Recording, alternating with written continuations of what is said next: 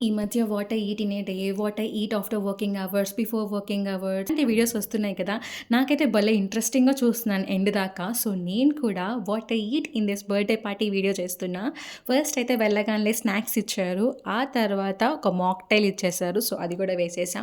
So, next అయితే బాదం పాలు ఇచ్చేసారు. సో, అది కూడా వేసేసి పక్కనే టాటూస్ ఏస్తున్నారంటే మనకి ఇలాంటివంటే భలే ఇంట్రెస్ట్ కదా! సో, గబగబా వెళ్ళిపోయి ఒక చిన్న బటర్‌ఫ్లై ఏయించుకున్నాను. సో, ఇది యాక్చువల్లీ ఓన్లీ చిన్న పిల్లలకేస్తున్నారు. కానీ మనం కూడా ఇలాంటివప్పుడు చిన్న పిల్లలు అయిపోతాం గదా! సో, అది కూడా ఏయించుకొని నెక్స్ట్ అయితే డిన్నర్ టైమ్ అయ్యింది.